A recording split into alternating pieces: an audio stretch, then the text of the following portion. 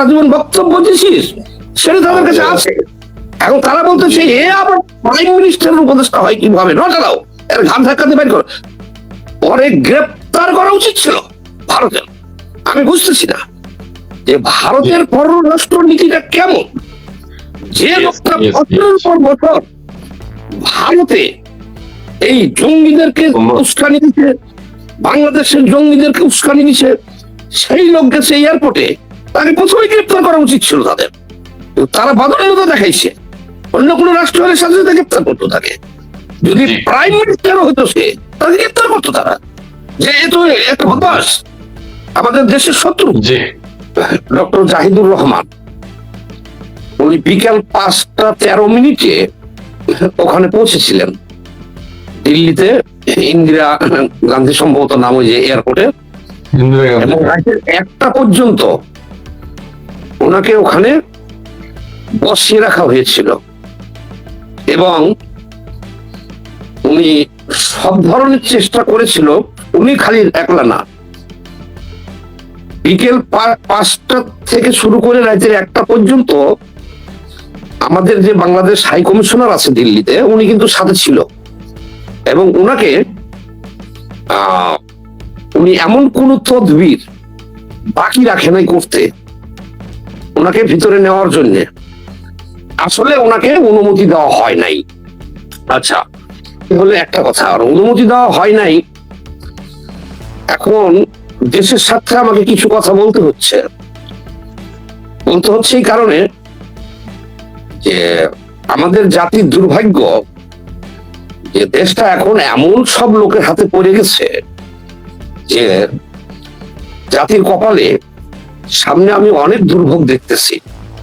হয়তো দেশটা সিরিয়া হয়ে যেতে পারে, বা ফিলিস্তিনের মতো হইতে পারে, বা আফগানিস্তানের মতো যুদ্ধ বিগ্রহের ঘটনা ঘটতে পারে। কারণ বাংলাদেশের মাননীয় প্রধানমন্ত্রী উনিও কিন্তু এখন আমেরিকায় নিষিদ্ধ আছে, ব্ল্যাক লিস্টেড আছে। এখন উনি যে পাসপোর্ট নিয়ে যাক, এটা কিন্তু ওখানে উনি ঢুকতে পারবেন না, আটকা পড়ে যাবে ইমিগ্রেশনে, কারণ ওখানে ডকুমেন্টস দেওয়া আছে। এখন জাহিদুর রহমানের ওইখানে কিন্তু ডকুমেন্টস দেওয়া আছে যে উনি একজন ওয়াচ লিস্টে আছে, যে উনি একজন বাংলাদেশ শুধুমাত্র ভারত বিদ্বেষী না, উনি বিভিন্ন জঙ্গি সংগঠনের সাথে জড়িত, এই তথ্য কিন্তু আছে আমাদের। ইনি যে বিভিন্ন জঙ্গি সংগঠনের সাথে জড়িত, ইনি নিজে একজন হলো গুপ্ত মানুষ বাংলাদেশে, আমরা যা জানি। সে আমাদের মাহমুদুর রহমান মান্না ভাইয়ের দলের সহসভাপতি ছিল, এটা হলো ওপেনে। আচ্ছা, আর তারপরে তার অবস্থান ছিল, সে প্রতিটা ভিডিওতে আগে বলে নিত সে নিরপেক্ষ লোক। তারপরে এখন দেখতেছি সে মন্ত্রী হয় হলো বিএনপির, তাহলে সে একজন গুপ্ত মানুষ না? এর নাম কিন্তু অ্যাকচুয়ালি হলো গুপ্ত জাহিদ। আর ওনার বিভিন্ন জঙ্গি সংগঠনের সাথে সম্পৃক্ততা আছে। যেমন ধরেন, রাস্তায় দেখবেন যে দিল্লি না ঢাকা যে স্লোগান হয়, ওই যারা বলে যে আমরা 50 লক্ষ নিয়ে যে দিল্লি দখল করব, যারা বলে যে আমাদের দখল করতে, ভারত দখল করতে কয়েক ঘন্টা লাগবে, ভারতের লোক তারা এখন পর্যন্ত বাথরুম করা শিখে নাই, তারা একটা ছাত্র দেশ, এই স্লোগান গুলা বাংলাদেশের যে জঙ্গি গোষ্ঠীরা দেয়, পাকিস্তানের এজেন্ট যারা, বা বাংলাদেশটাকে যারা তালেবান বানাইতে চায়, আশ্চর্য ব্যাপার, এই জাহিদ সাহেবের সবগুলো ভিডিওতে ওদের ওই বক্তব্যগুলোর কিন্তু কপি থাকে, উনি কপি করে করছে এগুলা। ভারত তো ওনার ভিডিও, ওনার ইউটিউব চ্যানেল ব্লক করে রাখছে, এটা তো জাহিদ জানে যে আমার ইউটিউব চ্যানেল ব্লক করে রাখছে, আমাকে জঙ্গি লিস্টে রাখছে তারা, যে ইনি জঙ্গি সংগঠনের লোক।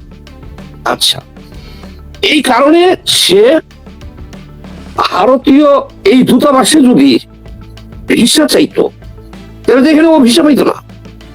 এই কারণে সে কৌশলে সে কিন্তু এখান থেকে ভারতীয় ভিসা নেয় নাই, ও বিকল্প পথে গেছে।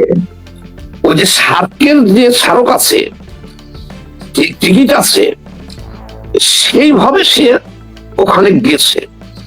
এখন ওখানে যাওয়ার পরে দেখে ওখানে ইমিগ্রেশন কর্তৃপক্ষ দেখে যে উনি ওয়াচ লিস্টে আছে বা ব্ল্যাক লিস্টে আছে। ওইখানে তো শীর্ষ কর্মকর্তারা থাকে না, তাদের কিছু করারও থাকে না। তারা বিকেল 5টা থেকে রাত 1টা পর্যন্ত ঊর্ধ্বতন কর্তৃপক্ষের কাছে জানাইছে বিষয়টা, দিয়ে ওনারাও অপেক্ষা করছে, কিন্তু কোন সিদ্ধান্ত আসে নাই। ওনাকে জাহিদ যেটা বলতেছেন এটা সত্য নয়, ওনাকে কিন্তু অনুমতি দেওয়া হয় নাই। এখন আমি যে বললাম যে জাতির দুর্ভাগ্য কি কারণে ব্যক্তিগত পর্যায়েও যাইতে হয়, দেখেন শেখ হাসিনা ওনার যে উপদেষ্টা ছিলেন সেই উপদেষ্টা গুলার নাম বললেই ডক্টর গওহর রিজভী, ডক্টর মশিউর রহমান, দেখেন তো এই লোকগুলার যদি আপনি এক পাল্লাই তুলেন আর এরকম 1 লক্ষ ডাক্তার জাহিদকে যদি এক পাল্লাই তুলেন, তাইলে তো ওই গওহর রিজভীর পাল্লাটা আপনার ভারী হবে। এখন আপনি একজন টিকটকার যদি ধরে না আপনি আপনার উপদেষ্টা করছেন, তারেক রহমান তো এনাকে পাঠাইছে কি কারণে আমি বলি আপনাকে। এইটা হলো ভিতরের ঘটনা। ভিতরের ঘটনা হলো কি, কয়েকদিন আগে পররাষ্ট্রমন্ত্রী ডক্টর খলিলুর রহমান গেছিলেন ওখানে, অনেক জন দরবার করছে তারেক রহমানের একটা সফরের জন্য, ওনারা সম্মতি দেয় নাই, ওনারা বলছে বিবেচনা করব। আচ্ছা, তখন এবারকার এই যে টিকটকার জাহিদ প্রধানমন্ত্রী যে উপদেষ্টা করছে তাকে, তো এখন ইনাকে তারেক রহমানের বিশাল আস্থা যে ইনি গেলে হয়তো একটা সুরাহা হবে, আর উনিও বলছে আমি পারবো। প্রোগ্রাম হলো 15 তারিখে, উনি 12 তারিখে যাচ্ছে। 3 দিন আগে কিন্তু উনি গেছিল এই কারণেই যে উনি তারেক রহমানের আস্থাহীনের উপরে, আর উনিও বলছে আমি পারবো। সেইখানে একটা তারেক রহমানের সফরের ব্যবস্থা করার জন্য উনি যাইতে চাইছিল, কিন্তু দুঃখজনক হলেও সত্য যে ওনাকে ঢুকতে দেওয়া হয় নাই। 1 আর নাম্বার 2 একটু বলি, দেখেন আমাকে আমার স্ত্রী যতটুক চিনে এই পৃথিবীর কেউ কিন্তু চিনে না। আমি একটু আগে খালি গায়ে আসছিলাম, এখন আমি মেকআপ টেকআপ করে ড্রেসআপ করে দেখেন আপনাদের সামনে আসছি, তাইলে আপনি আমাকে বেশি চিনবেন না আমার স্ত্রী বেশি চিনবে? আমার স্ত্রী আমাকে বেশি চিনবে। এই জাহিদ সম্পর্কে তার স্ত্রী বলছে যে সে একজন দুশ্চরিত্র এবং আনফিট এবং বেয়াদব এবং তালাক দিয়ে দিছে। যদিও তার ব্যক্তিগত কথা, কিন্তু ব্যক্তিগত তো ছিল না, এটা সামাজিক যোগাযোগ মাধ্যমে ভাইরাল। তাহলে আপনি বুঝেন যে তার চারিত্রিক সার্টিফিকেট এবং যোগ্যতা তার স্ত্রী সব ফাঁস করে দিয়েছে। তাহলে এখন আপনি একজন ইউটিউবারে, আপনি একজন টিকটকারে আইনা আপনি দেশের মন্ত্রী বানাই দিবেন, আপনার উপদেষ্টা বানাই দিবেন, তাতে কি আমাদের দেশের সমস্যার সমাধান হবে? না, আরো জটিল হবে। তাকে তো তারা প্রতিমন্ত্রী হিসেবে অ্যালাউই করে নাই, আর তারা অ্যালাউ করবে কি? আমরাই তো অ্যালাউ করি নাই। বাংলাদেশের জনগণই তো আশ্চর্য হয়ে গেছে যে সে কোন কেরামতি জানে। হ্যাঁ, সে নিরপেক্ষ সাইয়া সমস্ত গুপ্ত খবর টবর গুলো তারেক রহমানের লন্ডনে দিত আসতো। তাহলে আপনি যে একেবারে প্রাইম মিনিস্টারের একজন উপদেষ্টা বানালেন, তার ধার কতটুকু, আন্তর্জাতিক ভাবে তার গ্রহণযোগ্যতা কতটুকু, এটা আপনাকে দেখতে হবে। রিয়েল ফ্যাক্ট হলো এইটা, তার তো সেই যোগ্যতা নাই যে সে ওখানে সলভ করে যাবে, যাইয়া আমাদের তারেক রহমানকে একটা সফরের ব্যবস্থা করবে। তাহলে তো আপনাকে নিয়োগটা দিতে হবে সেই ধরনের লোক। ওনার যদি যোগ্যতা থাকতো ওখানে একটা কেন হ্যাডাম দেখাইছে, এটা বলছে উনি টিকটকারে, কি বলছে যে আমাকে বহুত কিছু বলছে, আমি ঢুকি নাই। আবার দেশে এসে বলতেছে যে না আমাদের সম্পর্ক করতেই হবে। আরে বেটা তোর কি ওরা তো মাইনেই লয় নাই যে তুই প্রধানমন্ত্রী উপদেষ্টা, কারণ তোর সারা জীবন দেখতেছে তুই একটা রাস্তার ছেলে, তুই যে সারা জীবন বক্তব্য দিছিস সেটা তাদের কাছে আছে। এখন তারা বলতেছে এ আবার প্রাইম মিনিস্টারের উপদেষ্টা হয় কিভাবে, নটা দাও এর ঘাম ধাক্কাতে বের কর। পরে গ্রেপ্তার করা উচিত ছিল ভারতের। আমি বুঝতেছি না যে ভারতের পররাষ্ট্র নীতিটা কেমন, যে লোকটা বছরের পর বছর ভারতে এই জঙ্গিদেরকে উস্কানি দিচ্ছে, বাংলাদেশের জঙ্গিদেরকে উস্কানি দিচ্ছে, সেই লোক গেছে এয়ারপোর্টে, তাকে প্রথমে গ্রেপ্তার করা উচিত ছিল তাদের। তারা বাদরতা দেখাইছে, অন্য কোনো রাষ্ট্রের সাথে সাথে গ্রেপ্তার করতো তাকে। যদি প্রাইম মিনিস্টার হতো সে, তাকে গ্রেপ্তার করতো তারা, যে এ তো একটা বদমাস আমাদের দেশের শত্রু। সম্পর্কে ঠিক আছে, আর বলতে হবে না, ঠিক আছে, অনেক কথা বলেছেন। আচ্ছা ঠিক আছে, আমরা দর্শক মন্ডলী আপনাদের কমেন্টস গুলো আমি ওইভাবে নিচ্ছি না, কিন্তু দেখাচ্ছি আপনারা কিছু মনে করবেন না, পড়তে পারছেন না, আমরা আলোচনাটা শুনতে চাই একটু। যে সামাদ সাহেবও কিছু গুরুত্বপূর্ণ কথা বলেছেন, তারা ভিসা দেয়নি, স্যারও সে কথা বলেছেন ভিসা দেয়নি।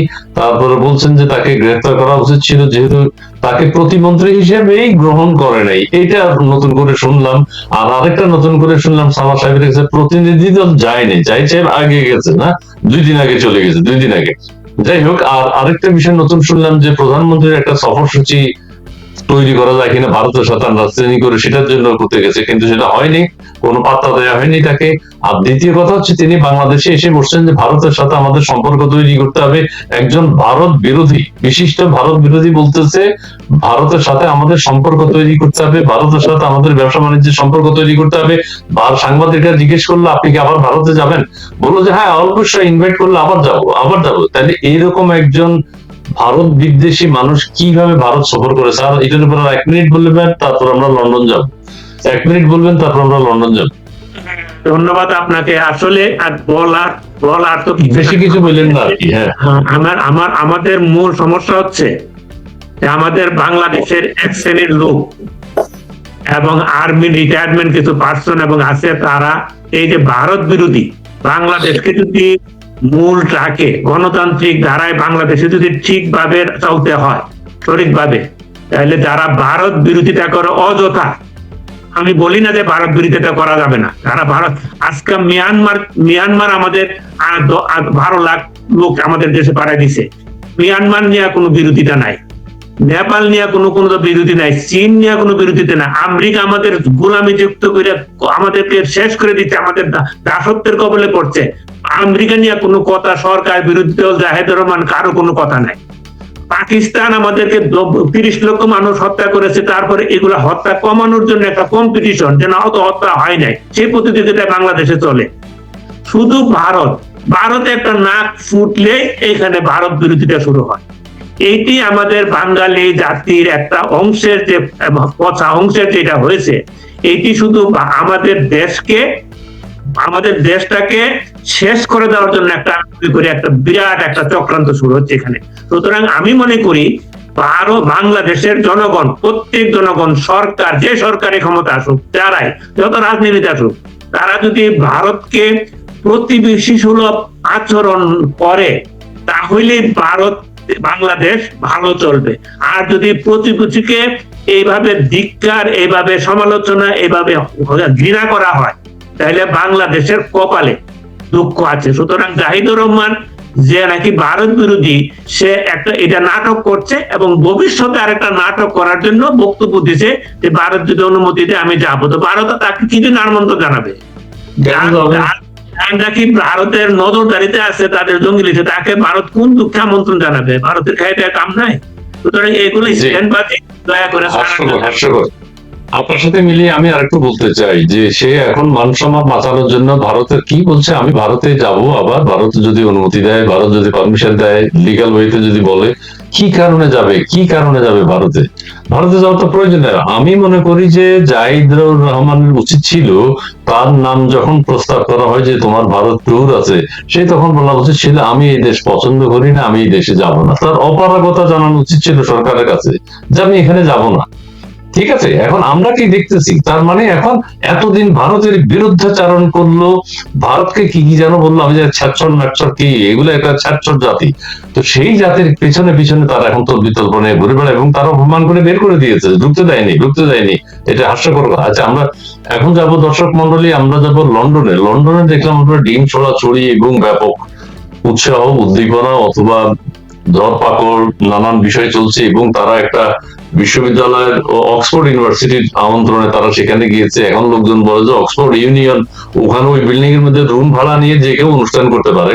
ওখানে চাচা চাচি নানা নানি জ্যাঠা জেঠি, আমরা বাংলাদেশে অনেক ভাই বোনকে দেখি না, তারা ইংল্যান্ডে থাকে, কিন্তু কালকে ওই অক্সফোর্ড বিশ্ববিদ্যালয়ে আমরা দেখেছি, ওনাদেরকে দেখেছি। আর সেই ক্ষেত্রে আমাদের যে প্রতিনিধি দল সেখানে গিয়েছে, তারা ওই ইউনিয়নের বক্তব্য দিয়েছে। সামাদ ভাইয়ের ব্যাখ্যা একটু শুনতে চাই 5 মিনিটের মধ্যে। ডিম, লন্ডনে নাকি ডিমের দাম বেশি? জি প্লিজ। দেখেন, জি, আমরা এখন বাংলাদেশে বসবাস করতে, থাকতে এবং রাজনীতি করতে একেবারে খুবই আনইজি ফিল করতেছি।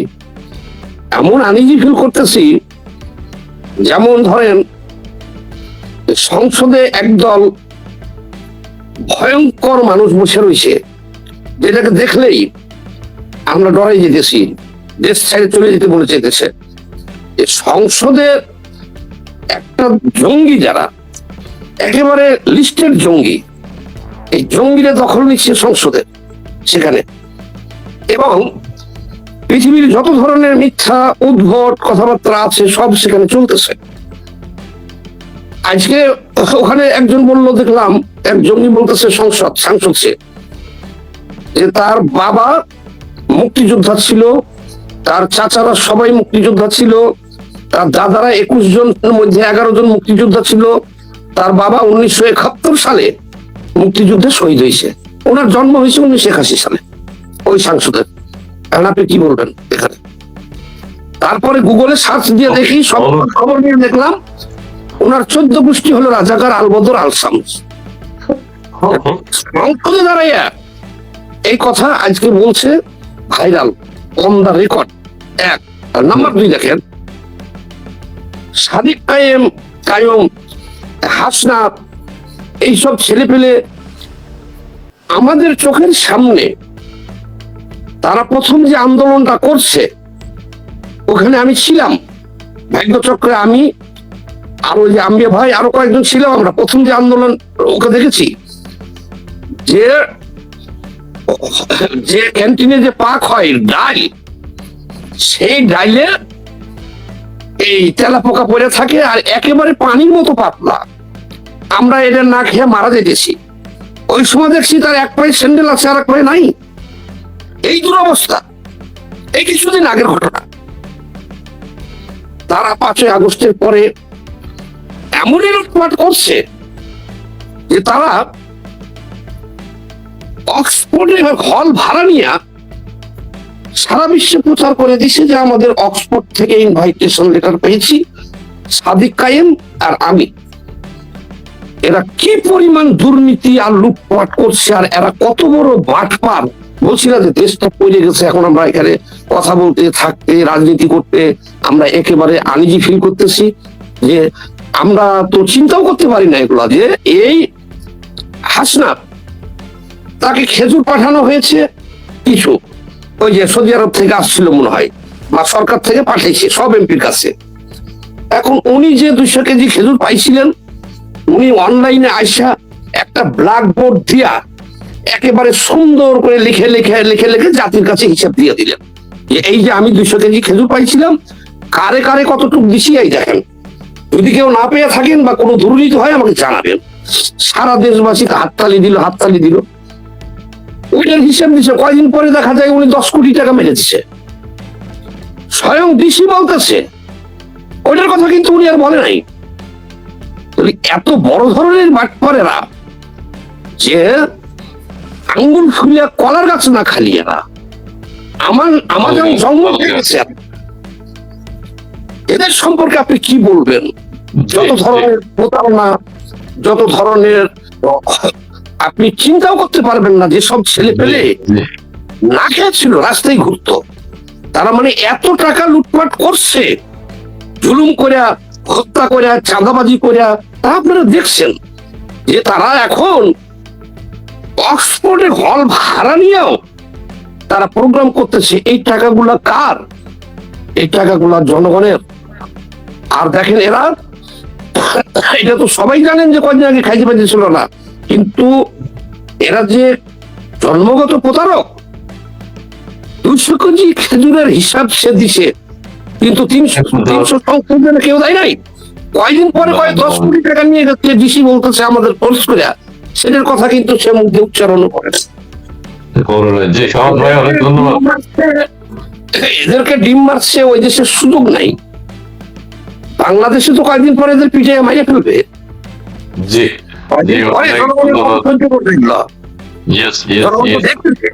যে তাদের জনগণের টাকা লুটপাট করে এরা যা করতেছে, যেমন ধরেন ধর্ষণ করছে জামাত নেতা, সংসদে দাঁড়ায় আরেকজন বলতেছে কি অল্প একটু কি করছে, এটা নিয়ে প্রতিবাদ শুরু করে দিছে। দেখেন, ধর্ষণ করে বেটির প্যান্ট বাজিয়ে ফেলছে, সেটাকে মহান সংসদে দাঁড়ায় বলতেছে এমপি অল্প একটু কি করছে, এটা নিয়ে এত প্রতিবাদ করা লাগতেছে।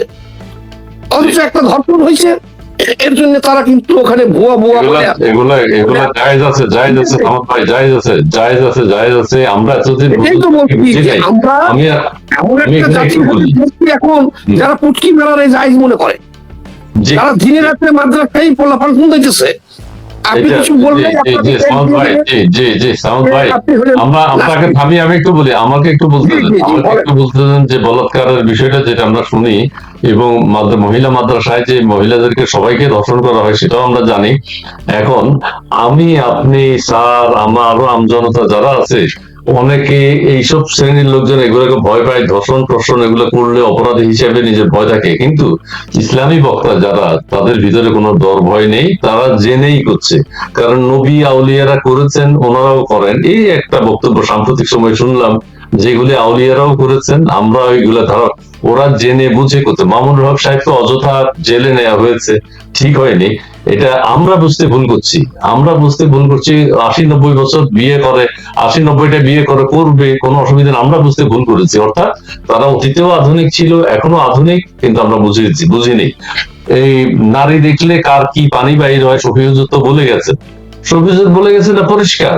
তারপরে বিয়ে, ওই যে জন্মের পরে বিয়ে করা যাবে, হুজুর রাইতে বলছে, কেউ কোনো প্রতিবাদ করছে? বলাৎকার সমানে করছে, কারণ এটা জান্নাতে যেও করবে। সো এখানে দুনিয়াতে প্র্যাকটিস করতে হবে। বলাৎকারের বিরুদ্ধে কেউ কিছু বলেছে? এগুলা জায়েজ, নবী আউলিয়ারা যেহেতু করেছেন, এগুলো ভাইরাল হয়েছে, তারা বলেছে, স্পষ্ট করে বলেছে, এবং ওয়াজ মাহফিলে তারা এগুলো শিখায়, তারা জেনে বুঝে শিখায়। প্রত্যেক ম্যাক্সিমাম হুজুর বলাৎকারের শিকার হয়েছেন, এখন তারা আবার বলাৎকারের ধারাবাহিকতা রাখবেনি। আবার যারা বড় হবে তারা আবার বলাৎকারটা রাখবে, এটা অব্যাহত থাকবে। এটা আমরা ওদের পথ গ্রহণ করতে হবে। আমরা ইসলামী বক্তারা যা বলেন সেটাকে ধারণ করতে হবে। আমরা ধারণ করতে পারি না বিদায় মামুনুল হককে জেলে নেওয়া হয়েছে, কিন্তু এটা অন্যায় হয়েছে। জি স্যার, আপনি লন্ডনে একটু যাবেন প্লিজ। ধন্যবাদ আপনাকে। আসলে আমি ব্যক্তিগতভাবে একজন নাগরিক, একজন শিক্ষক হিসাবে আমি কোন ধরনের যে কোনো হোক ডিম ছোড়া এগুলা হয়তো আমি যদি মনে করি এগুলা তো কোনো কাউকে সমর্থনযোগ্য নয়। তবে বাংলাদেশে আজকে বলতে হয়, এই সার্জিত হাসনাদের জন্য, ইউনূসের মব বাহিনীর জন্য, শুধু জয় বাংলা লেখার জন্য 2টি ছেলেকে পিটিয়ে হত্যা করে মেরেছে। সরকার, কোন জনগণ, মিডিয়া কোন একটা কথা সেদিন বলতে পারে না বা বলে নাই। আজকে বাংলাদেশে যা চলছে, এখন তো ইউনূস সরকার চলে গেছে, আজকে জয় বাংলা গান বাজানোর জন্য জেল খাটতেছে, 3 মাসের জেল খেটেছে এক ছাত্রী নেত্রী। বাংলাদেশে যে আজকে এই যে একটা মিছিল বাইর করলে পিটাইয়া মেরে ফেলতেছে, পিটাইয়া আহত করতেছে, পুলিশ ধরে নিচ্ছে, তার জন্য তো কথা নাই। এখন বাংলাদেশে 1975 সালে 15 আগস্টের পর জিয়া রহমান এই দেশটাকে বিভক্ত করে দিয়ে গেছে। আজকে 2024-এর 5 আগস্টের পরে এই বিভক্তটাকে পাকাপোক্ত করে দিয়ে গেছেন ইউনূস এবং তারেক জিয়া, সেই চলমান পাকাপোক্ত রয়েছে। দেশ জাতিকে এভাবে বিভক্ত করে দিয়ে গেছেন যে এখন এক পক্ষ আরেক পক্ষ মারবে, মানে এইভাবে হবে আমাদের বাঙালি জাতি অর্থাৎ একজন আরেকজনকে মারবে একটা সামান্য কারণের জন্য। ডিম তো কিছুই না, তারা যে অন্যায় করছে তাদের যদি বিচার হইতো, তারা যে আজকে আমার সহালোচক বলছে তারা যে বাটপারি করছে, তারা অন্যায় না। মুক্তিযুদ্ধটাকে তারা ধ্বংস করতে চাচ্ছে, বঙ্গবন্ধুকে ধ্বংস করতে যাচ্ছে, আওয়ামী লীগকে নিচ্ছিন্ন করতে চাচ্ছে, মুক্তিযুদ্ধের পক্ষের শক্তিকে নিচ্ছিন্ন করতে যাচ্ছে তারা। শুধু তাই না, দেশটাকে আফগানিস্তান বানাইতে চাচ্ছে, মৌলবাদী বানাইতে চাচ্ছে, তাও তাদের শান্তি নাই। তারপরে বাটপারি করে, দর্শন করে, টাকা মেরে ব্যবহার করছে। 16 বছর আওয়ামী লীগ যে যারা টাকা কিছু মারছে, এখন তারা 1 বছরে সেই সীমা পারিয়ে গেছে। সুতরাং এইভাবে যে দেশটাকে তারা ধ্বংস করতেছে, এখন তো একজনে বলতেছেন এখানে দেখতেন স্যার, তাদের তো যেভাবে দেশের মধ্যে তারা যেগুলা কাটছে, অরাজকতা করছে, মানুষের মনে দুঃখ খুব, সারা বিশ্বে বাঙালির মনে যে খুব দুঃখ রয়ে গেছে, সেগুলো এখন তারা যেখানে যাবে সেগুলার বহিঃপ্রকাশ তো ঘটবে। সুতরাং এই ঘটার জন্য তো তারা এগুলাকে সৃষ্টি করছে, বাংলাদেশে এইভাবে সৃষ্টি করছে, এইভাবে ক্ষত দিছে মানুষকে, এইভাবে অপমান করছে মানুষকে, এইভাবে নৃশংসভাবে খুন করেছে, এগুলো সারা বিশ্বে মুসলমান যারা তাকে একটু বিবেকবান, এটা তো কোনো আওয়ামী লীগের কর্মসূচি ছিল না।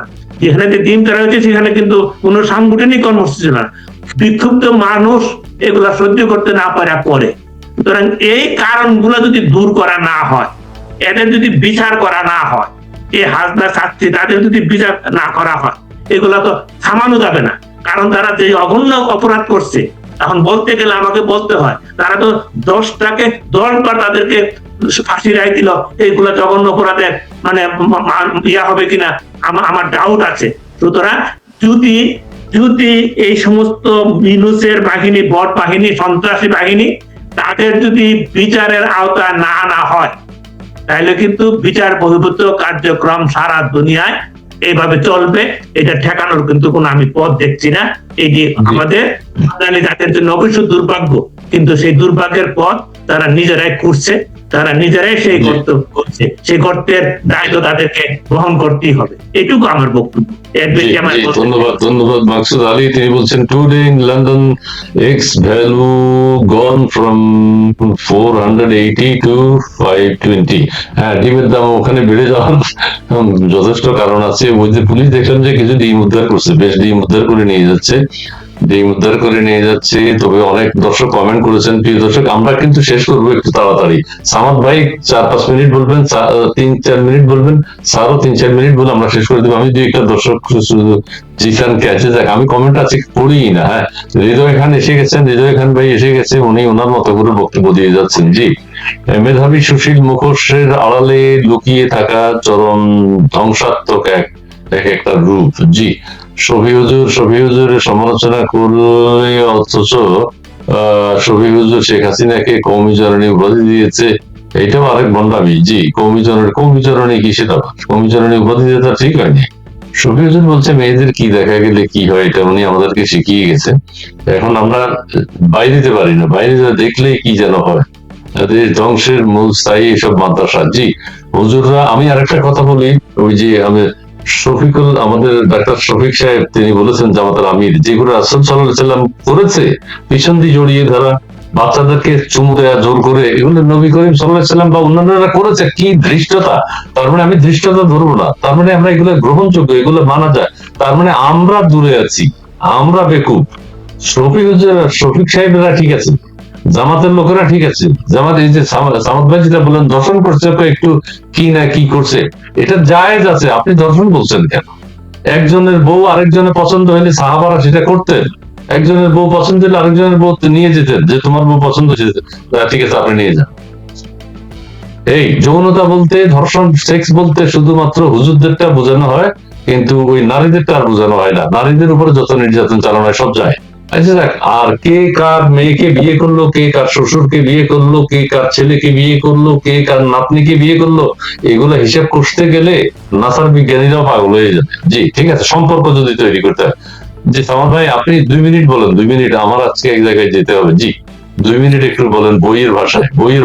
জি, বইয়ের ভাষায় সুন্দর করে বলি, দেখেন, জি, এই মওদুদি দর্শনে বিশ্বাসী যারা, এই যে জামাতি মওদুদি যারা, আবার আছে হেফাজতি যারা, যেমন ধরেন এদের কোনো লজ্জা শরমও নাই। আমি এদেরকে, আমি একলা না, আমরা এদেরকে মানুষ হিসেবে স্বীকৃতি দেই নাই, কিন্তু আমরা চেষ্টা করতেছিলাম যে আস্তে আস্তে এদেরকে সমাজের মূল ধারায় নিয়ে আসতে হইব। এদের কাজ হলো, এদের এই যে মাদ্রাসা শিক্ষায় শিক্ষিত যারা কোটি কোটি কোটি যারা এখন জিহাদি, এদের কাজটা কি বলেন? এদের কাজ হলো ভিক্ষা করা, এদের কাজ হলো অনুদান নেওয়া, সাহায্য করা, ওই মাদ্রাসা ছোট ছোট শিশুদেরকে নিয়ে যাওয়া, বিভিন্ন জায়গায় টাকা তুলে সন্ধ্যায় ফিরে আসা মাদ্রাসায়, রাতের বেলা সেই শিশুগুলারে বলাৎকার করা, মহিলা মাদ্রাসায় যারা আছে তাদেরকে কোরআনের ভয় দেখাইয়া ধর্ষণ করা। আর তাদের স্বপ্নটা হলো কি, যে এরা তো কেউ কোনো কর্ম করে খায় না, এদের জিহাদ করার জন্য এরা কোন রকম একটু ডাইল ভাত খাইয়া জিহাদ করার জন্য ঘুরে বেড়ায়। কিন্তু এদের স্ত্রী কিন্তু 2টা 3টা 4টা আছে। ওই যে 1.5 ফুটি একটা মাওলানা আছে, রফিকুল,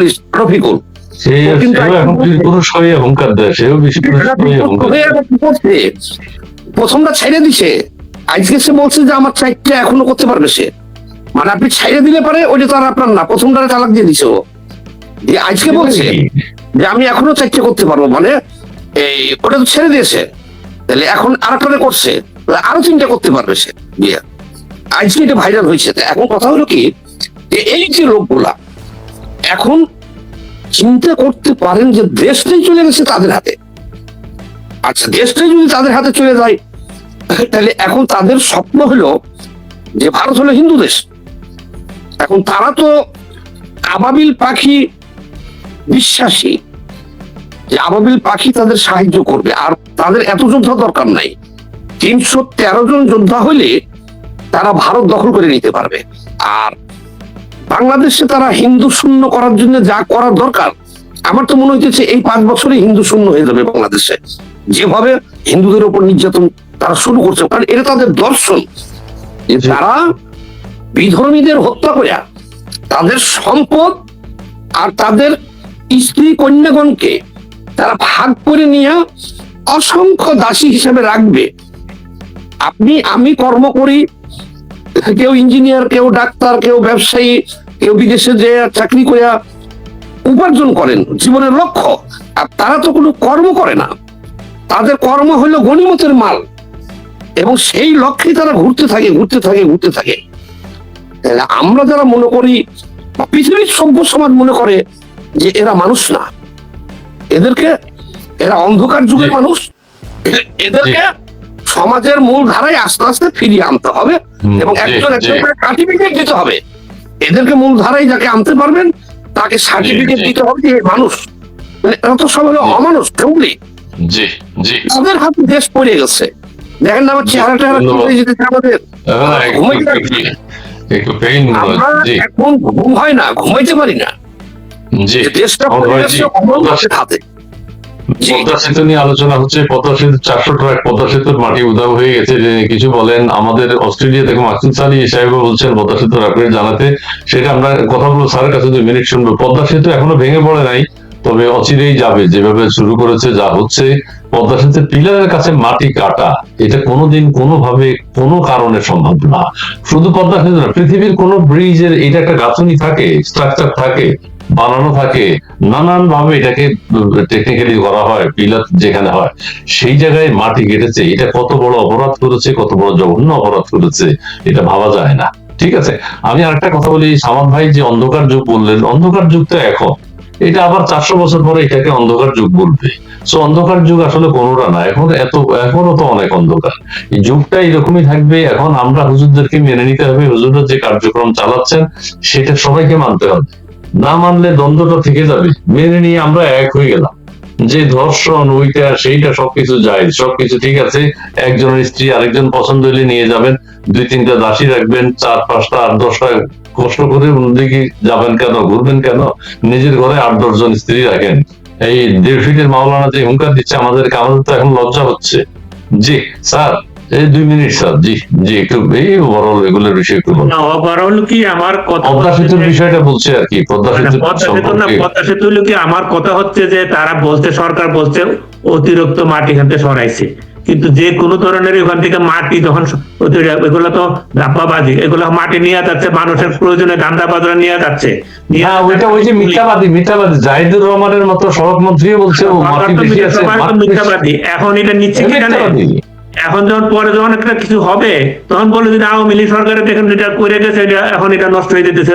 নষ্টের জন্য তো তারাই এটা পরিকল্পিত ভাবে করছে কিনা কে জানে, এটা বুঝতেছি না। যেটা আমি ভাই তখন বুঝতে, ও এই যে আসল কথা বলছে দাদা, ওই যে পদ্মা সেতুর পিলারের পাশ দিয়ে মাটি কাটছে, খাল কাটা কর্মসূচির অংশ হিসেবে।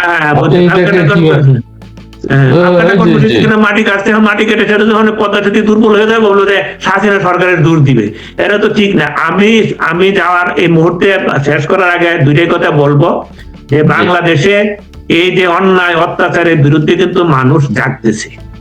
এখন বিএনপি সরকার যে এই আওয়ামী লীগের উপর কার্যক্রম নিষিদ্ধ দিয়ে রাখলো আর ছাত্রলীগের নিষিদ্ধ করে রাখলো, এখন যে প্রতিদিন 30-40টা মিছিল হইতেছে, সরকার তো কিছু করতে পারছে না। কয়েকজনকে ধরতেছে, পরের দিনে আরো বেশি লোক করতেছে, সরকার তো এখানে ফেল।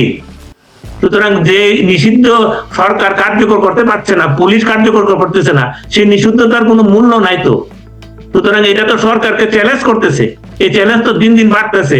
সরকার যদি লজ্জা থাকে, আমি বলবো তাড়াতাড়ি এটা ওই ব্যান্ড গুলা তুলে নিষিদ্ধ গুলো যদি তুলে দেয় তাও ভালো, অন্তত পক্ষে তারা আইনের মাধ্যমে করলো, সরকার আর চ্যালেঞ্জ হইলো না। আমি যা দেখতেছি 1-2 মাসের মধ্যে যদি নিষিদ্ধ সরকার না তুলে, যে কোনো মুহূর্তে সরকার আরো চ্যালেঞ্জে পড়ে যাবে। সুতরাং সরকারকে বলতেছি, আপনারা দয়া করে নিষিদ্ধ করে তুলে দেয়, নিজের মান সম্মান ইজ্জতটা বাঁচান। পুলিশ কি এখন ইয়া করতে পারে না? পুলিশের অবস্থা থেকে মাদক যে মামলায় সন্ত্রাসী ধরতে পারে না, কারণ তারাই পুলিশের আক্রমণ করে। দেশ কোথায় গেছে? দেশ কি আছে? এরকম কথা তো শুনি নাই যে পুলিশের উপর আক্রমণ করলে পুলিশের উপর প্রতিদিন আক্রমণ করতেছে অবস্থা। কারণ তারা তো এখন মানুষকে জাগাই দিছে, এবং সন্ত্রাসী মাদক সন্ত্রাসী উগ্র সাম্প্রদায়িক শক্তি দেশ ছেয়ে গেছে। এখন এখান থেকে রক্ষা করতে হলে আমাদের, যারা আমরা প্রগতিবাদী গণতন্ত্রবাদী, যারা আমরা গণতন্ত্রে বিশ্বাস করি, যারা আমরা অসাম্প্রদায়িক চেতনায় বিশ্বাস করি, সেই সমস্ত লোকদেরকে এগিয়ে আসতে হবে। এবং এগিয়ে আসার জন্য কিন্তু আলামত শুরু হয়ে গেছে। আমি মনে করি এখান থেকে যদি সরকার পতিত না হয়, যে কোনো মুহূর্তে কিন্তু একটা বড় ধরনের বিস্ফোরণ হবে, এবং তার জন্য কিন্তু সরকারকে তার ফেরত দিতে হবে। অনেক ধন্যবাদ। সোমা শামীমা বলছেন, রেলমন্ত্রী বলছে উঁচু জায়গা ছিল, তাতে চোর মই দিয়ে চুরি করে গাছ লাগানো হবে। আচ্ছা, ইঞ্জিনিয়ার বলে ডিজাইনে জলাশয় ছিল, জলাশয় বানানো হচ্ছে, ঠিকাদার জেলা প্রশাসক বলছে আমরা জানি না। আচ্ছা, তো তাহলে এখানে মনে খাল ছিল, খাল পুনরুদ্ধার কর্মসূচি চলছে, তো এটাকে তো গ্রহণ।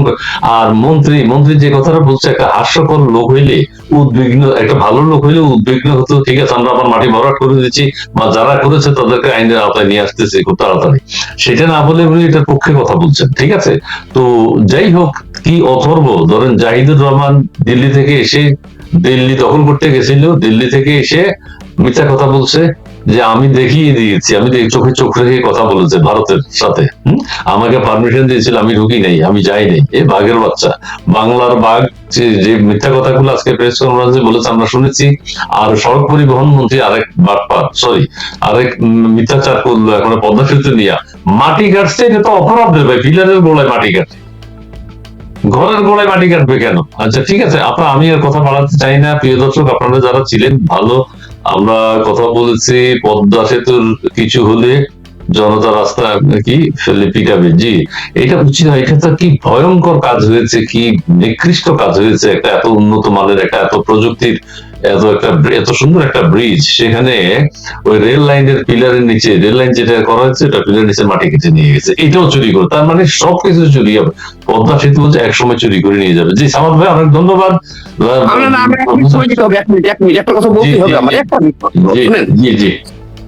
আমি একটা ভিডিও দেখলাম যে আওয়ামী লীগের একজন কর্মী তার মাকে দেখতে গেছিল, তো তাকে ধরে ফেলছে হইলে বিএনপি এনসিপির ছেলে পেলে, তাকে বেধড়ক পিটাইছে অনেকক্ষণ।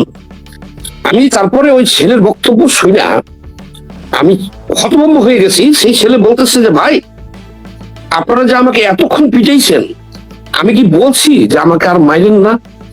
আমি তো হতভম্ব হয়ে গেলাম। ভিডিও আছে আমার কাছে।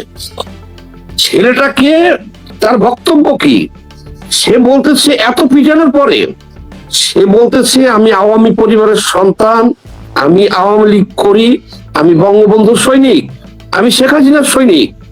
আপনারা যে এতক্ষণ ধরে আমার পিটাইছেন এতগুলা লোক, আমি কি ভাই আপনাদের বলছি যে আর মাইরেন না বা আমাকে মাফ করে দেন? এই ভিডিওটা আমার কাছে আছে। অথচ দেখেন একজন সমন্বয়ককে এই লীগের পোলাপান কয়টা বাড়ি দিছে ল্যাংটা করে, সে বলতেছে জুলাই চুরি, জয় বাংলা, জয় বঙ্গবন্ধু। তো আদর্শ নীতি আদর্শটা কি জিনিস আমি হতভম্ব হয়ে গেলাম। যে এই যে জামাত এনসিপি বলতেছেন 2 দিন পরে তো এরা কেউ থাকবে না, এই যে আওয়ামী লীগকে নিষিদ্ধ করছেন ভালো কথা, সেটার দিকে আমি যাচ্ছি না যেহেতু সময় নাই। কিন্তু এই সাউয়া হাদিরে পাঠ্যপুস্তকে না দিয়া ইতিহাসে এইসব ছেলের নাম কিন্তু যাবে। এরা হলো বিপ্লবী, ইতিহাসের অংশ এরা। ভিডিওটা দেখা আমি তো 39 বছর রাজনীতি করি, কি অসম সাহস ছেলে যে এতগুলা লোক তারা পিটাইছে, দেখাইতেছে, সে সব পাইটে গেছে। সে বলছে আমি কি আপনাকে একবারও বলছি যে আমাকে আর মাইরেন না? কিন্তু এটা আমাকে বলাইতে পারবেন না যে আর আমি করবো না। এই আপনার যেহেতু সবাই কম, তো আমি এই ভিডিওটা দেখে খুবই আশ্চর্য হয়েছি। বিস্তারিত বলতে পারলাম না, পরে এক সময় বলবো আমি। আমাদের হেডমাস্টার স্যার সতীশ স্যার বলতেন, একদিন আমি তখন পেপার পড়ার জন্য একটু সংবাদপত্র পড়ার জন্য অভ্যস্ত হচ্ছিলাম, পড়তেছিলাম, এগুলা অনেক সময় বুঝতাম না। তখন স্যারকে জিজ্ঞাসা করলাম ক্লাসের মধ্যে, স্যার এই পেপার পড়ি কিন্তু অনেক সময় বুঝি না। উনি একটা কথা বলছিলেন যে তুমি যদি পেপারের তোমরা যদি পেপারের জিনিস বুঝতে চাও তাহলে এক নাগারে 5 বছর পেপার যদি পড়ো তাহলে একটা কিছুটা আইডিয়া করতে পারবা, কনক্লুশন করতে পারবা যে কোন ভাবে কোন মেসেজ কিভাবে যাচ্ছে, কোন পেপারে কোন ভাবে যাচ্ছে।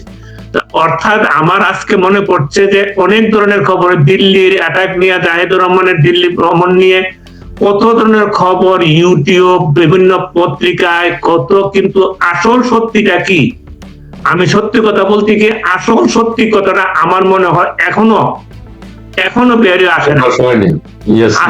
আমরা জাস্ট ওইভাবে আমার স্যারের কথায় আন্দাজ করি কিন্তু আমরা কথা বলি এবং বলছি। সুতরাং আমি যেটা আমার এই বক্তব্যের পরিপ্রেক্ষিতে জাহিদুর রহমান সাহেবের উনি তত্ত্ব উপদেষ্টা হয়েছেন ভালো কথা, কিন্তু উনি ভারত বিদ্বেষী, ওনার অনেক ইউটিউব আছে ভারতে, এগুলা বন্ধ, চ্যানেল বন্ধ আছে, এগুলো আমরা সবাই জানি। উনি যেভাবেই হোক তত্ত্ব উপদেষ্টা হয়েছেন, ওটা বিএনপি সরকারের ব্যাপার। উনি ভারত যাবেন ভালো কথা, উনি একটা কূটনৈতিক লাল পাসপোর্টে, ওনার কূটনৈতিক পাসপোর্ট আছে, লাল পাসপোর্টে যাবেন। আমার প্রথম প্রশ্ন হলো উনি সবুজ পাসপোর্টে কেন গেলেন? 2 নম্বর, উনি ভিসা ছাড়া, তাও সবুজ পাসপোর্টে গেছেন, কোনো ভিসা নেয় নাই, যতটুকু খবর জানতে পারছি, ভিসা ছাড়া উনি একটা সম্মেলনে চলে গেলেন। তার মানে ওনার উদ্দেশ্যটা অবশ্যই মহৎ নয়, উদ্দেশ্য অত্যন্ত ডালমে পোস্ট কালা হ্যাঁ, এইটা পরিষ্কার। এইভাবে তো একজন মন্ত্রী পর্যায়ের লোক যেতে পারেন না সবুজ ভিসা ছাড়া এবং সবুজ পাসপোর্টে, এটা গুরুতর অন্যায়। আপনাদের মনে আছে 1996 সালে, আমি যদি ভুল না করি, 1996 সালে যখন শেখ হাসিনা সরকার ক্ষমতায়, তখন আবুল হোসেন প্রতিমন্ত্রী ছিলেন। উনি সিঙ্গাপুর গেছিলেন ব্যক্তিগত সফরে সবুজ পাসপোর্ট নিয়ে। এটার পরে কিন্তু ওনাকে পদত্যাগ করতে হয়েছে। বঙ্গবন্ধু কন্যা শেখ হাসিনা এটা প্রটোকল নয়। সুতরাং এইটা থেকে আমরা কি শিক্ষা নেই? শিক্ষা দেন। সুতরাং জাহিদুর রহমানের সাহেবের ওনার উদ্দেশ্য অন্যরকম। ওখানে উনি আরো কার সাথে দেখা করতে চেয়েছিলেন, এই নিয়ে আগে বললাম যে সত্য কথা বাইরে হবে না। উনি ওখানে যাওয়ার পরে উনি বলছেন 2.5 ঘন্টা ওখানে ওনাকে বসায় জিজ্ঞাসাবাদ করছেন, কিন্তু উনি বলছেন যে আমাকে এক মুহূর্তে যেতে দিয়েছে, কিন্তু আমি অভিমান করে আমার প্রতি এত আচরণ করা হয়েছে, আমি সেই জন্য আমি দুঃখে ফিরে চলে আসছি। কিন্তু ভারত থেকে ওনার এই কথার পরিপ্রেক্ষিতে, উনি একজন মন্ত্রী পর্যায়ের লোক, ওনার কথার পরিপ্রেক্ষিতে ভারত কিন্তু কোনো এই পর্যন্ত এই ব্যাপারে কোনো কথা বলে নাই, বিবৃতি দেয় নাই। ভারত সরকার, বাংলাদেশ সরকার তলব করছে ভারতের হাই কমিশন, কিন্তু ভারতের পক্ষ থেকে কোনো বিবৃতি নয়। উনি কি নিজে চলে আসছেন অভিমান করে, নাকি ওনাকে ঢুকতেই দেয় নাই, কোনটা সত্যি এটাও কিন্তু জাতি জানতে চায়। আমি কিন্তু এখন পর্যন্ত আমার যে ধারণা, যেহেতু ভারতের থেকে কোনো বক্তব্য পাওয়া যায় নাই, আমার ধারণা আই মে বি রং, ওনাকে ঢুকতে দেয় নাই। জি আমরা এখানে আমি ঠিক আছে, ঠিক ভালো লাগছে, আরেকটু বলেন। জি জি প্লিজ। একটা ওনাকে, উনি বলছেন যদি 2.5 ঘন্টা, উনি এখান থেকে 5:30টায় পড়ছেন দিল্লিতে, 1টার সময় ওনাকে কলম্বো ট্রেনে ভারত সরকার তুলে দিয়েছেন, সেখান থেকে উনি বাংলাদেশে আসছেন। এর মধ্যে কথার ভিতরে অনেক কথা বেরিয়েছে, উনি গেছিলেন কোন উদ্দেশ্যে, কোন দুরুসন্ধি নিয়ে, সেখানের মধ্যে নানা কথা আছে। আবার উনি ওখান থেকে প্রধানমন্ত্রীর সাথে আলাপ করেছেন, পররাষ্ট্রমন্ত্রীর সাথে আলাপ করেছেন, এগুলো বাজারে আছেন, কথা আছেন। এবং ওনাকে পাঠানো হয়েছে একটা দুরুপসন্ধির 2টা উদ্দেশ্য নিয়ে। একটা হলো যে ভারতকে একটা বিব্রত করা, এই অবস্থা নিয়ে ভারত সরকারের মধ্যে। এমনিতেই বাংলাদেশ ভারত সরকারের সম্পর্ক ইউনূসের সময় সবচেয়ে তলানিতে গিয়েছিলেন, ভারত নিজে এগিয়ে এসে নির্বাচিত সরকারের সাথে সম্পর্ক করার জন্য ভারত প্রস্তাবও দিয়েছেন, তার সৌজন্যতা দেখিয়েছেন। দেখানোর পরে কিন্তু বাংলাদেশের পক্ষ থেকে উপরে ভারতের সাথে সম্পর্ক, তলে তলে পাকিস্তানের সাথে সম্পর্ক, যে কথা নাকি তারেক জিয়া যে কথা নিয়ে ক্ষমতা আসছিলেন, সেই কথার থেকে বরখালাপ করে উনি কিন্তু তারেক জিয়া সেই পাকিস্তানের চ্যানেলে এখনো মেনটেন করতেছে। এই দেশকে এখন এখান থেকে ডিজিএফ এর প্রধান থেকে আরম্ভ করে সমস্ত আদান প্রদান হচ্ছে, সেগুলো ভারতের নলেজে আছে। সুতরাং একটা দুর্ঘটনা দিয়ে একটা ভেজাল বাঁধানোর জন্য, একটা সমস্যা বাঁধানোর জন্য উনি ওইখানে গেছে, এবং জিয়া একটা টক অব্দি এটাকে আমি মনে করি আমার এখানে সহালোচক আছেন, ওনারা আরেকটু ভালো বিশ্লেষণ করবেন। আমি একজন শিক্ষাবিদ মানুষ, আমার দৃষ্টিতে মনে হচ্ছে যে উনি এইটা দিয়ে ভারতের সাথে একটা ঝামেলা, একটা ভারতকে একটা দুরুপসন্ধিমূলক উদ্দেশ্য নিয়ে গিয়ে একটা সংবাদের খবরের হওয়ার জন্য এইটুকু করছে। আমি মনে করি ওনাকে অবিলম্বে, জাহিদুর রহমানকে অবিলম্বে তার পদত্যাগ করা উচিত। উনি সবুজ পাসপোর্টের ভিসা ছাড়া একজন প্রোটোকলের মন্ত্রী পর্যায়ের লোক এইভাবে যেতে পারে না। আমাদের দেশের, বাংলাদেশের ভাবমূর্তি ক্ষুণ্ণ হয়েছে, সরকারের ভাবমূর্তি ক্ষুণ্ণ হয়েছে। সরকারের যদি ইজ্জত থাকে, সরকারের যদি মান সম্মান থাকে, অবিলম্বে তাকে পদত্যাগ করার জন্য অনেক ধন্যবাদ। জি, আপনি যে গুরুত্বপূর্ণ কথাটা বললেন, আপনার এখান থেকে আমি একটা কথা নিচ্ছি, সেটা হচ্ছে ভারত যেহেতু কোনো বক্তব্য দেয়নি, জাহিদ সাহেব আজকে বক্তব্য দিয়েছে যে তার আঘাত লেগেছে, দুঃখ লেগেছে, তিনি সরকারের প্রতিনিধি হিসেবে সেখানে গিয়েছেন, তিনি অনুমতি দেওয়ার পরও তিনি ভারতে ঢুকেন নাই, শ্রীলঙ্কা হয়ে বাংলাদেশে এসেছেন। এটা কিন্তু সন্দেহের। ভারত যেহেতু কোনো বক্তব্য দেয়নি, আর একজন মানুষকে শেষ মুহূর্তে হলো ইমিগ্রেশনের বিষয়টা আমরা জানি, অনুমতি দিলে তারপরে ঢুকবেন না, তিনি প্রতিনিধি দলের প্রধান, তিনি ব্যক্তি স্বার্থটাকে গুরুত্ব দিয়েছেন, ব্যক্তিগতভাবে তিনি হয়তো হ্যারাসমেন্ট হয়েছেন, সেই ব্যক্তিগত কারণে একটা দল নিয়ে গেছেন, দলের কথা তিনি মূল্যায়ন করলেন না, দেশের কথা তিনি মূল্যায়ন করলেন না, তিনি বলছেন তার মান সম্মানে লেগেছে সেই জন্য তিনি চলে এসেছেন। এটা তো হয় না। তিনি একটা সেমিনারে গিয়েছেন, সেমিনারে পার্টিসিপেট করা উচিত ছিল, তার অনুমতি দেওয়া মানে তার সিল পড়েছে, সিল পড়া মানে তার তিনি এখনো ভারতেই আছেন, তিনি সারা জীবন ভারতেই থাকবেন, যতদিন পর্যন্ত আবার না যেয়ে এক্সিট না দিবেন, ততদিন পর্যন্ত সিল যদি পড়ে থাকে তাহলে তো তিনি ভারতের ভিতরে আছেন। জি, আমাদের কমরেড সামাদ সাহেব, আপনি বিষয়টার উপর একটু বলবেন, জি প্লিজ। ধন্যবাদ ইসমাইল ভাই আপনাকে, এবং বর্তমান সময়ে সবচেয়ে আলোচিত চ্যানেল 16 এর শ্রোতা দর্শক বন্ধুদেরকে, এবং একজন বিজ্ঞ সহ আলোচক, ওনাকে আমি সালাম জানাই। এখন কথা হলো কি যে উনি তো মেন ঘটনাগুলো বলেই ফেলছে। আসল ঘটনা উনি যেটা বলছে আমাদের সহ আলোচক ভাই, সেটাই। তাহলে আমার তো এমন কিছু বলার নাই, কাজে ওই সাইড না বলে আমি অন্য সাইডটা বলি। অন্য সাইডটা হলো যে